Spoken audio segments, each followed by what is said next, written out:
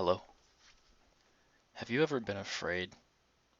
Have you ever experienced that gut-wrenching, blood-curdling terror one feels during a horror film? Being locked in an unfamiliar house, waking up in pitch black darkness and not knowing where you are? Have you ever thought you saw eyes peering in through your bedroom window and hid under your sheets? Did your parents tell you about the monster that lives under your bed? Have you ever believed in and been afraid of hell? I want to tackle something we have all experienced: fear. I hate fear. I hate that feeling of helplessness, terrified of the darkness, where the ghosts and phantoms live. Don't get me wrong, I love a good horror flick. The jump scares, the eerie sense of not knowing when the character is gonna die, the blood splattering against the walls, the creaking doors that take me by surprise. But outside the theater, walking through a cemetery at night, maybe, just maybe, an undead specter will jump out of its grave and grab me and drag me to my untimely death. That feeling that my life and limb are really in danger. It's incapacitating to say the least, even getting up in front of a crowd to speak. I mean, the whole reason that they're there is to hear me speak. I should be excited that my words will be useful to someone. Maybe they will even love me. But a crippling feeling gnaws at the back of my neck and my palms start to sweat. I'm terrified to go out there. I don't want to go. I've heard that public speaking is the greatest fear most people have. Why? Why is that? What are they afraid of? The audience wants to hear them speak. Why are they afraid? Maybe they imagine no one will like them or their speech, but they have no real reason to think this. As I said, the audience wants to hear them speak. It's why they came in the first place. Why the fear? More importantly, what exactly is fear anyway? I get the same feeling when I'm afraid. I get that same feeling when I see a dog growling at me. Hands are shaking, palms sweat, pulse quickens. It's the same sensation. But why is it that when I'm faced with an undead creature I know isn't creeping its way toward my helpless self, do I feel the same as if I was to present a speech to an audience? Again, an audience who wants me to be there and speak. It's confusing. I want to know what fear is. Like, what fear really is. I'm going to discuss my conclusions and, most importantly, how to deal with fear. The sensations we get when scared, the hyperventilation, sweaty palms, the shaking hands, the frantic urge to just get out of there, or what is called the sympathetic response, also called the fight or flight response. Our sympathetic nervous system is balanced by the parasympathetic nervous system. Essentially, the sympathetic revs us up, and the parasympathetic calms us down. That is what gives us the sensory overload, the cascade of panic. It's a biological response that revs us up anytime we feel threatened. It's the same response whether to an imagined threat, like a ghost, or a real threat, like an angry dog. These are two distinct subsets of threat, real and imagined. The fundamental question is, though, why is it that my fear cascade is just as active, if not more so, when I'm afraid of an imaginary threat? I know ghosts aren't real, but I still fear them, assuming the ambiance is just right. Why? I want to first discuss what fear really is from my point of view. First, what is a real threat versus an imaginary threat? A real threat is easy. We all know what a real threat is. 3 examples could be bodily harm, loss of something valuable, and discovery. Bodily harm is obvious. We fear the consequences of being harmed or killed. Imagine an intruder with a gun. He could kill me, and the threat is obvious and very, very real. We respond to this threat based on our ability to think rationally and take the most effective action to neutralize or avoid the threat of bodily harm. There's that fight or flight response again. The second example of loss also causes fear. We don't want to lose something valuable, and so we may fear not knowing the current status of that thing. Remember the movie It's a Wonderful Life? Uncle Billy lost $8,000. That's the equivalent of about $100,000 today. Imagine losing that much money all at once. I know I'd be freaking out. I can feel that sinking feeling that George Bailey must have felt when he realized the money was gone. That's what fear of loss is. How about losing your car keys and you're already late for work? We've all been there. We've all been terrified at some point seeing what we have evaporate, desperately trying to get it back before it's gone forever. Losing one's livelihood has led to many suicides and lashing out at those we love from fear of lost self-sufficiency. The third example is fear of discovery. Imagine a congressman afraid someone will leak his affair to the press. He learns of a snoop that may tip off the local news. He hires a hitman to kill that person. Is this politician a natural-born killer? No. He's afraid of being discovered and the social consequences that may ensue. Fear drove him to kill another human being, something he would never do under normal circumstances. Fear is very powerful in the face of real threats, such as these, and can lead to frantic, sometimes ghastly acts of desperation. But these are real threats. Of course we have fear in these situations, right? Don't we? Do we really? Actually, I don't think we have fear in these situations. What? Of course we have fear in the face of these real threats. We feel our pulse quicken and panic. There's fear right there. Right? Well, again, no, I don't think so. See, we are having that sympathetic response to a threat. But can we say that every sympathetic response is actually fear? I'm going to argue that fear isn't what is happening when we feel that sympathetic response in all cases. Hang in there with me. This will become clear as we progress. Now, we come to imagined threats. What are imagined threats? Well, obviously they are our imaginations, of course. Just silly stories we all heard as kids. All done. No. There's more to this than a passive no big deal. Yes, these are imagined threats, such as ghosts and monsters and someone throwing a tomato at me during a speech. But we know these are imagined. And we know that if a threat is imagined, it can't hurt me. There are no consequences. We know ghosts aren't really haunting those geeky hunters with their EMF detectors and special flashlights and tape recorders. We know that the creaking floor isn't an invisible figure come back to demand a final act before it can finally rest in its grave. Yes, we know these aren't real and can't really hurt us, like a guy with a gun, but for some reason, our pulse quickens at the creaking floor. We panic when we see the window is open, even though we're certain we closed it not just a few minutes ago. We know for certain that a dark room is just a room without light. It's exactly the same as if we turn the light on, but we still get that eerie, panicked feeling. Could there be someone in here with me? Why does my house look exactly like the house in that scary movie? Did I just see someone looking at me through the window? Suddenly we panic, even though we don't know any of our assumptions to be real. It's as if our assumptions are actually true to us, as real as if a gun was pointed at our skull.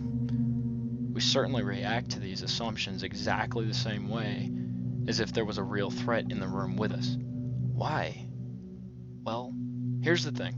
Imagined threats are imaginary, yes, but to us, they are real. They aren't real to the world, just to us, in our heads. There's a second point to this. Not only are our imaginations very real to us, but they are unlimited in scope. If I see a guy with a gun, I know what he's capable of. If I imagine somebody at my window, I have no idea what he's capable of. If I think a specter just closed my bathroom door, it could literally do anything to me that I can imagine. That's the key. Our imagined threats are as dangerous as our imaginations are creative. The guy at the window could be an undead creature seeking out my brain for food. It could be a whole gang of thugs just waiting for me to walk outside. That gang of thugs could have a special torture van where they take unsuspecting homeowners, tie them down, and skin them alive. My Aunt Agnes could be haunting me now because I didn't like her pecan pie the Christmas before she died. Now I'm gonna wake up with raw pecans shoved down my throat. Aunt Agnes is gonna kill me!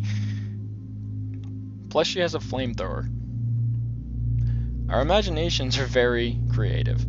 Our imagined threats are only as limited in capability as our imaginations are limited. Unlike real threats, imagined threats are impossible to defeat because they are incredibly limitless. We're always helpless in the face of an imagined threat.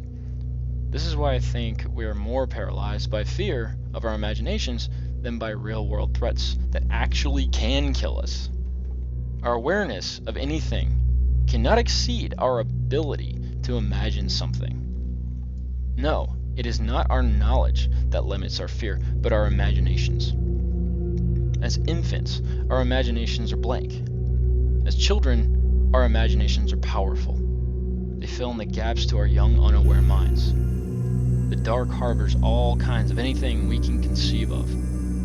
A young Christian child may imagine gods, demons, angels, or boogeymen. A young German child, after hearing about Hansel and Gretel, may be terrified of the woods at night because of the old child-eating woman. A boy exposed to horror movies at a young age may see axe murderers in the dark. Taking each of these dark horrors respectively, the child's mind may turn these into far more ghastly creatures, and an explosion of possibilities will create a trail of lateral logic which one could never have predicted. Kids' minds are incredibly creative in the fear department. But each explosion will have started with a seed.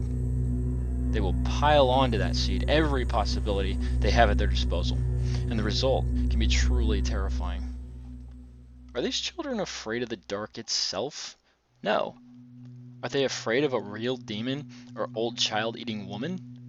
No. Are they truly haunted by killers hiding in the dark? No, to all of these. These children are afraid of their own imaginations. What can this teach us?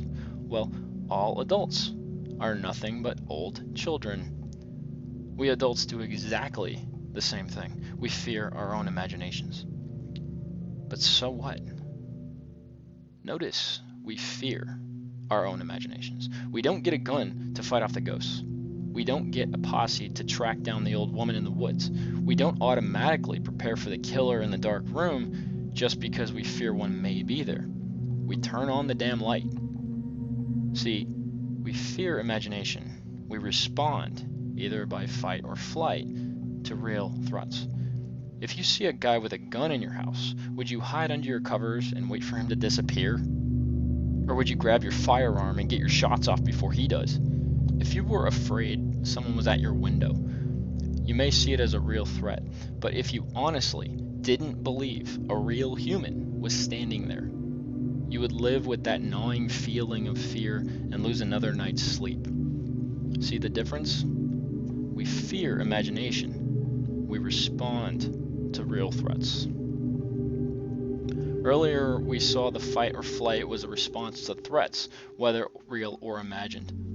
Some might say a real threat is serious and imaginary threats are silly and childish, so we aren't really afraid of them. I would object to this assertion. After all, anyone who has felt that paralyzing fear of the dark, stared through a moonlit window terrified, fully expecting to see a pair of eyes staring back, or sat in a room alone, fully expecting to go to hell when they die, these imaginary threats likely feel far more serious to that person experiencing such a high level of psychological agony.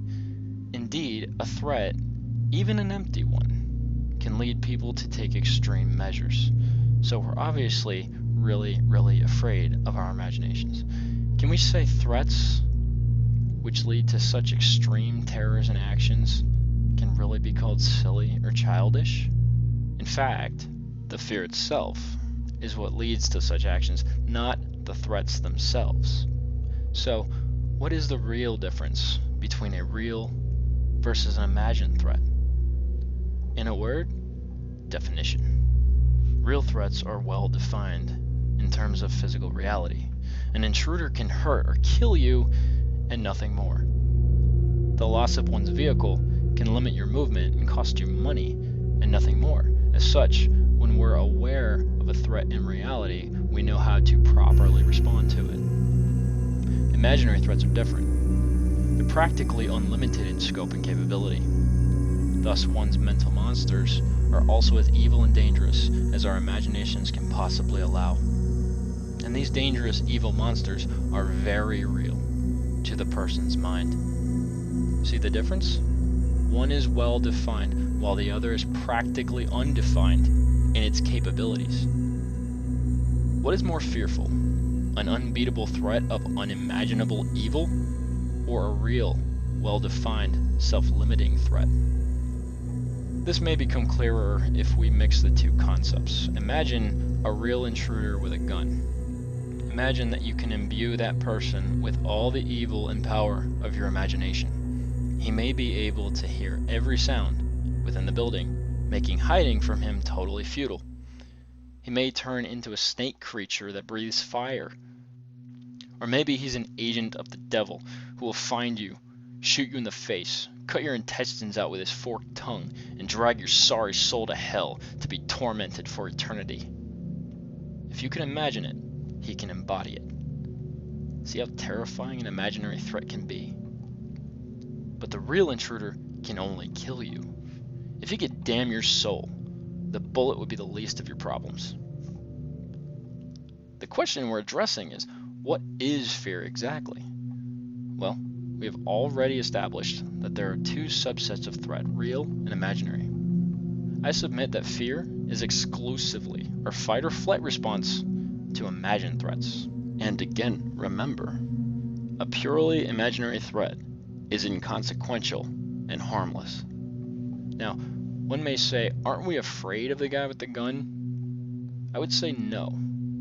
When a threat is part of reality, we respond to it differently than imagined threats. If we knew everything about the killer, we would try to physically flee or fight back against him, based on if we knew we could overcome him or outrun him. If we imagine that this killer is invincible and automatically could catch us, we would not fight back or run, but curl up in a corner waiting for our inevitable doom. See, we can still impose our imaginations on real threats.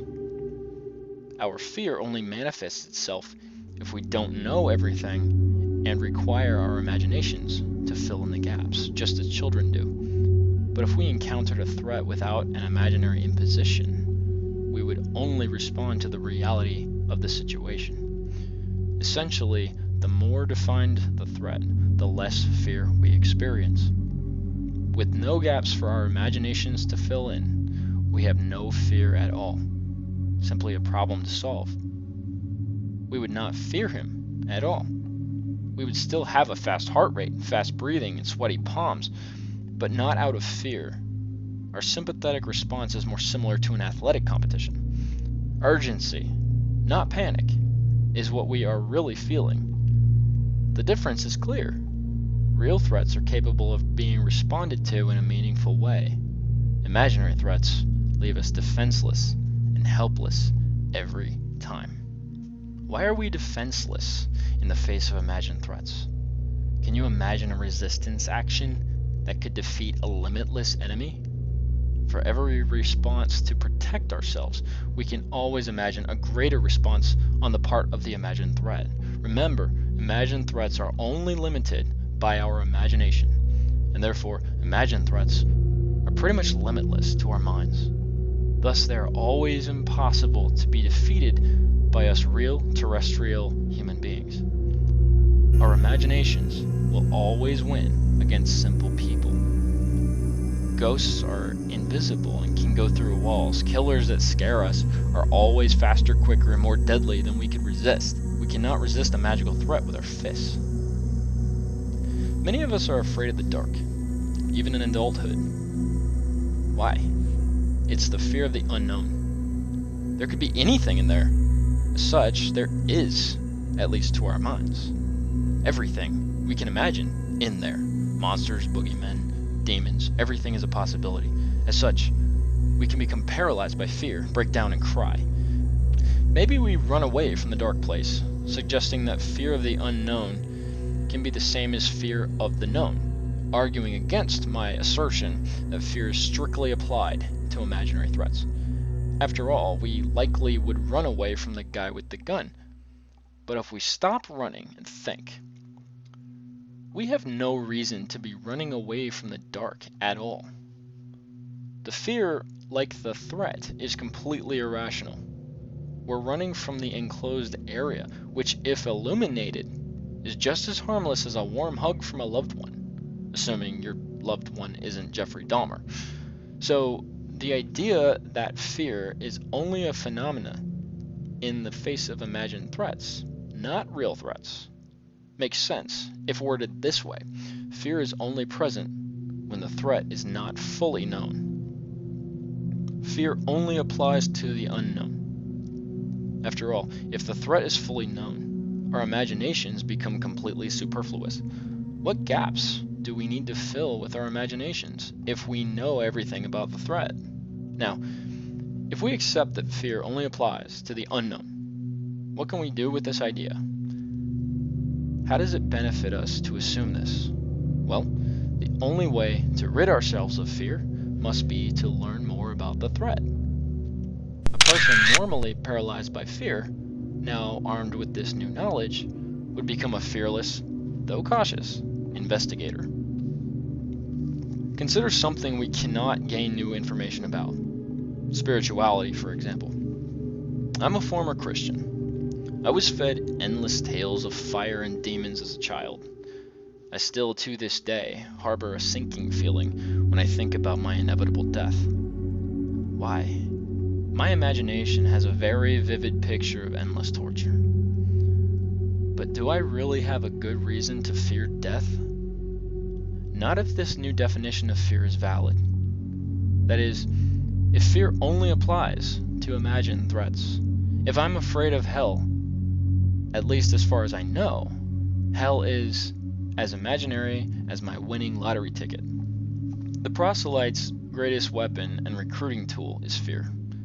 None of us can probe the great beyond. A religious zealot can create ghastly visions of eternal torment, which to the unsuspecting can turn a mere curiosity, what happens after death, into a horrific expectation. The victim may now look into that dark abyss of death with a brand new fear which simply didn't exist before.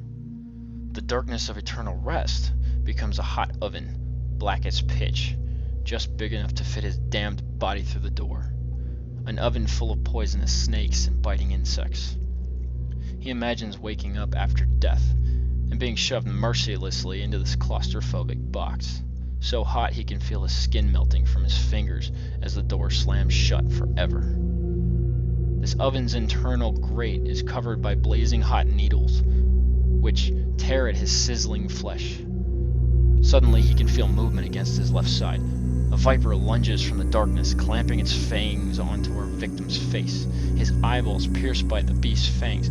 He shakes his head as hard as he can to dislodge the thing, reeling from the stinging pain, and white light flashes to his vision as his eyes bleed from the sharp fangs. He tries to fight back, but the serpent's toxin causes his muscles to go limp. He can feel crawling insects all over his body, biting him, forcing their way into his ears, mouth, and anus. He tries to scream, but the roar of the burning flame under the oven's grate is so loud he can't even tell if he made a sound. He starts to sob and shriek from the pain he feels everywhere. Suddenly he feels the whole oven starting to spin and flip, forcing his body to be torn against the sharp needles on which he lies. More serpents and insects swarm and torment him in the choking black smoke. He can hardly breathe. His throat is parched and he feels nothing but pain inside and out as the insects dig deeper into his body. The burning heat is unbearable. Worst of all, he knows this ghastly existence is his for eternity. Now, if we were presented with such an eternity, Imagine you actually believe this is your real inevitable fate. Of course, you will do whatever you must to avoid it. But wait, is this really a threat? Or is this threat only as dangerous as the old monster under the bed? We all know there is no sub-mattress monster. Why? As children, we may have been too scared to investigate. As adults, we do investigate such threats and are gratified to find them nothing but the product of our imaginations. But what of hell? We can't open the casket to investigate such claims. How do we deal with it? Could it be true? Well, yes, it is possible. It is just as possible as our nighttime bedfellow lying in wait to grab us as we lean over the mattress to sneak a peek. However, it's also just as unlikely to be true. The only difference between these two threats, hell and the bed monster, is our ability to investigate them. We can learn more about the bed monster, but we're helpless to investigate the veracity of hell.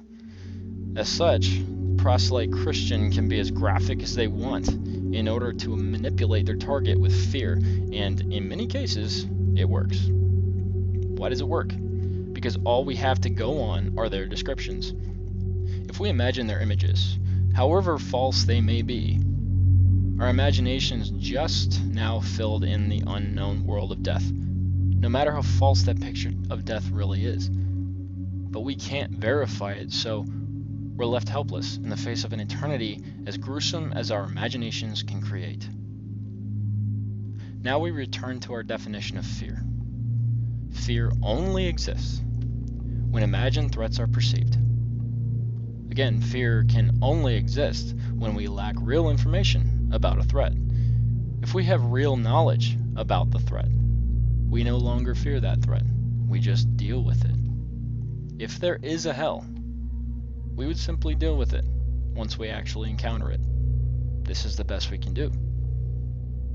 How can we deal with fear in the real world? As we said earlier, we must be fearless investigators. If you're afraid of the dark, demand that the shadowy specter prove it can harm you, accept nothing less. If you imagine that a lost job will mean the loss of your will to live, make life prove it. If your new ex-girlfriend causes you to imagine a life of failure and loneliness, demand that life prove this to be the case. If you imagine a person standing outside your window watching you, demand some evidence he is there before you lose another night's sleep. Demand that your imagination conforms to reality, or simply don't believe it until it does. Essentially, we must become skeptics of our own imaginations. Our imaginations are making claims to us about reality no different than a religious zealot, conspiracy theorist, politician, or quack doctor.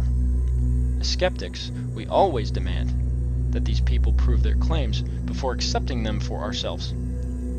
To free ourselves from fear, we must demand our imaginations do the same. Fear is useful only if our imagined threats actually exist. Otherwise, fear is nothing but a lie we tell ourselves, which is usually the case.